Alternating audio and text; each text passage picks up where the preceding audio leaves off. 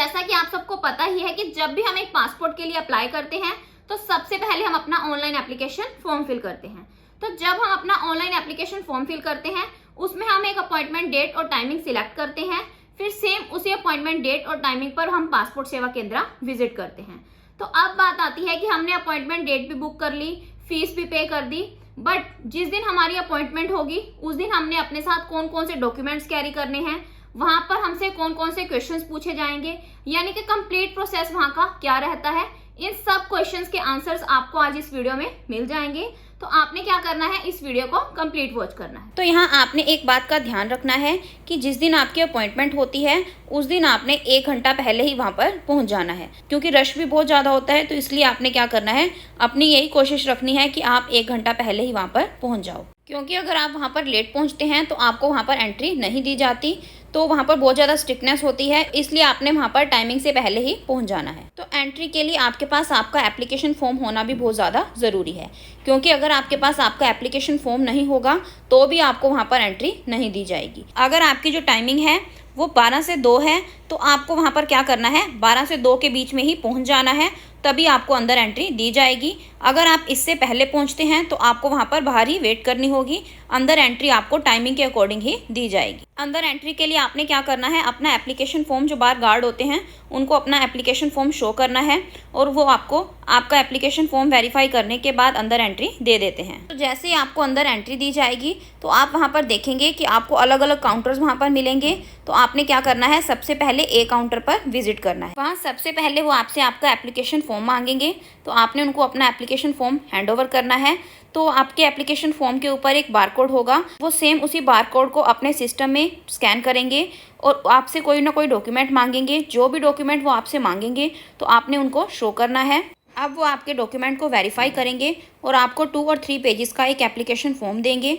उस application form पर आपको डिटेल्स मेंशन होंगी और उसमें काउंटर नंबर भी मेंशन होंगे कि अब आपने कौन से काउंटर पर विजिट करना है। तो अब आपने सेकंड काउंटर यानी कि बी काउंटर पर विजिट करना है।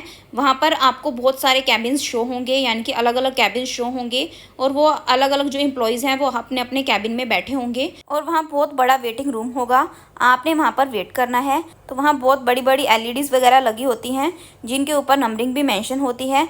आपने अपने एप्लीकेशन फॉर्म से नंबरिंग मैच करनी है। जैसे ही आपका नंबर आता है और वहाँ पर मेंशन होता है कि आपने किस काउंटर पर विजिट करना है, तो आप उस नंबर के बेसिस पर उसी काउंटर पर विजिट करोगे। तो यहाँ इन कैबिन्स में जो एम्प्लॉयज़ बैठे होते हैं ये कोई गवर्नमेंट ऑफिसर्स नहीं होते हैं, ये प्राइवेट पर्सन्स ही होते हैं। और ये क्या करेंगे, आपसे आपका एप्लीकेशन फॉर्म मांगेंगे, आपने अपना एप्लीकेशन फॉर्म उनको शो करना है और उस एप्लीकेशन फॉर्म के बेसिस पर वो अपने सिस्टम में इंफॉर्मेशन को एंटर करेंगे, यानी कि डिटेल्स को एंटर करेंगे और आपको एक एप्लीकेशन का प्रिंट आउट निकाल कर देंगे जिसके ऊपर आपने अपने सिग्नेचर करने हैं। यहाँ पर आपने अपने बिल्कुल सही सिग्नेचर करने हैं, यानी कि जो आपके ओरिजिनल सिग्नेचर हैं आपने वही करने हैं, क्योंकि यही सिग्नेचर आपके पासपोर्ट के ऊपर मेंशन होंगे। फिर वो आपके सिग्नेचर को ऑनलाइन अपलोड करेंगे। सिग्नेचर अपलोड करने के बाद वो आपसे आपका बायोमेट्रिक लेंगे, यानी कि आपके फिंगरप्रिंट्स लिए जाएंगे। तो आपके फिंगर्स लेने के बाद वो आपकी फ़ोटोग्राफ लेंगे। तो आपने वहाँ पर जो आपकी फ़ोटोग्राफ वहाँ पर ली जाएगी वही सेम फ़ोटो आपके पासपोर्ट पर आएगी। तो इसलिए जिस दिन आपकी अपॉइंटमेंट होती है आपने उस दिन फॉर्मल क्लॉथ्स में ही विजिट करना होता है। तो यहाँ आपका बायोमेट्रिक सारा कंप्लीट हो जाता है। अब वो आपको एक एप्लीकेशन का प्रिंट आउट देंगे और नेक्स्ट काउंटर पर भेज देंगे। तो अब आप जिस काउंटर पर विजिट करोगे तो वहाँ जो एम्प्लॉयज़ बैठे होते हैं वो गवर्नमेंट ऑफिसर्स होते हैं, यानी कि वो IAS लेवल के एम्प्लॉयज़ होते हैं और वो आपके डॉक्यूमेंट्स को यहाँ पर वेरीफाई करेंगे। वो आपसे अगर कोई भी डॉक्यूमेंट मांगते हैं और आपके पास वहाँ पर अवेलेबल नहीं होता तो एप्लीकेशन फ़ाइल है जो आपकी, उसको वहीं पर होल्ड कर दिया जाता है। तो इसलिए आपने क्या करना है, अपने सारे इंपॉर्टेंट डॉक्यूमेंट अपने साथ में कैरी करने हैं, ओरिजिनल डॉक्यूमेंट्स प्लस फोटोकॉपीज़। तो अब आप सोच रहे होंगे कि हमने कौन कौन से डॉक्यूमेंट अपने साथ में कैरी करने हैं। तो आपके जितने भी इंपॉर्टेंट डॉक्यूमेंट हैं, जैसा कि आपका आधार कार्ड, आपका pan card, voter ID card, आपका ड्राइविंग लाइसेंस, और जब आप अपना एप्लीकेशन फॉर्म फिल कर रहे होते हैं तो उस टाइम पर आपसे यहाँ पर कैटेगरी के बारे में पूछा जाता है कि are you eligible for ECR category और नॉन ECR कैटेगरी। तो हम बात करते हैं जो ECR कैटेगरी है। ECR category means immigration check required, यानी कि जब आप 10th क्लास से कम पढ़े लिखे हैं और पासपोर्ट अप्लाई करते समय आप अपनी 10th क्लास की मार्कशीट साथ में नहीं लगाते तो आपको यहाँ पर ECR कैटेगरी का पासपोर्ट इशू किया जाता है। तो अगर आप ECR पासपोर्ट के लिए अप्लाई कर रहे हैं तो आपको अपने एजुकेशनल सर्टिफिकेट्स की कोई रिक्वायरमेंट नहीं रहती और ना ही वो आपसे आपका एजुकेशनल सर्टिफिकेट मांगेंगे। बट अगर आप नॉन ईसीआर कैटेगरी के लिए एलिजिबल हैं, यानी कि आप 10th क्लास से ज़्यादा पढ़े लिखे हैं, तो वो आपसे आपकी 10th क्लास की मार्कशीट या फिर इसे हायर एजुकेशन की मार्कशीट की डिमांड कर सकते हैं। तो आपके पास वो आपकी मार्कशीट होनी ज़रूरी है।